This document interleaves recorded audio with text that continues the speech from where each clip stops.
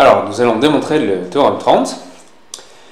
Donc, pour cela, on se fixe une base de E, donc des vecteurs epsilon1, epsilon2 jusqu'à epsilon p, et on se fixe une famille de vecteurs quelconque, par contre, de l'espace d'arrivée V1, V2 jusqu'à Vp. Donc, il y a le même nombre de vecteurs, par contre, au départ et à l'arrivée.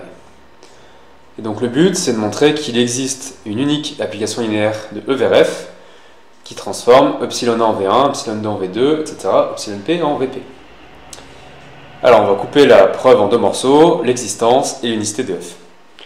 Donc, pour l'existence, donc on prend x, un vecteur de E.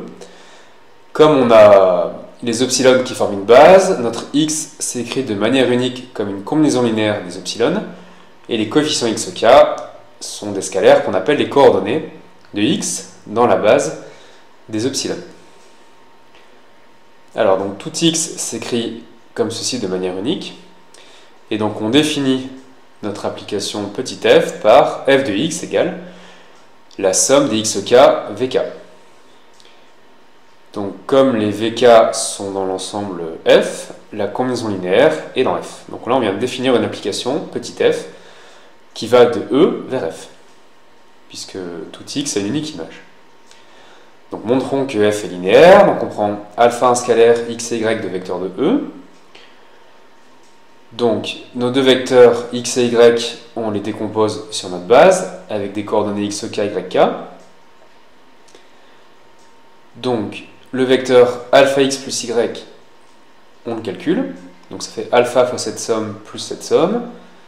Comme les sommes ont les mêmes bornes, on peut les regrouper si on fait rentrer le alpha à l'intérieur. Donc on arrive à la somme des alpha xk plus yk epsilon k. Donc par unicité des coordonnées, les coordonnées du vecteur alpha x plus y, ce sont les alpha xk plus yk. Donc par définition de l'application f, l'image de ce vecteur, on remplace epsilon par v, donc ça fait ça. Et là on développe et puis on coupe en deux sommes, et on a trouvé que f de alpha x plus y, c'est bien alpha f de x plus f de y.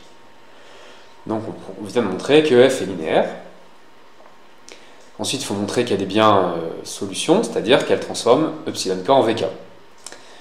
Donc pour k en entier fixé, l'écriture de epsilon k comme un vecteur décomposé sur notre base, eh bien on multiplie tous les vecteurs epsilon par 0, sauf epsilon k qu'on multiplie par 1. Donc par définition de notre application f, on remplace les epsilon par des v, on trouve que f de epsilon k c'est la même chose, avec des v, et donc ça fait vk. Donc c'est bien ce qu'on voulait, donc on a montré l'existence de l'application linéaire petit f. Maintenant on va montrer qu'il ne peut pas y en avoir d'autres. Donc on se donne une autre application linéaire de vers f qui transforme epsilon k en vk. Et donc en fait, g de epsilon k, c'est égal à vk, donc c'est égal à f de epsilon k. Donc le but, c'est de montrer que f et g sont les mêmes applications, c'est-à-dire que pour tout x dans E, f de x égale g de x. Donc on fixe un vecteur de E quelconque, on le décompose sur notre base. Par définition, on a dit que f de x, c'était somme des xk vk.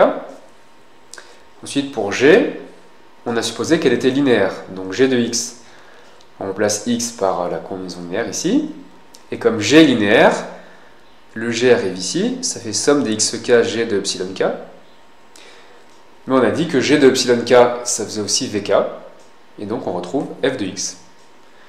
Donc comme c'est vrai pour tout x, puisqu'x était fixé quelconque au départ,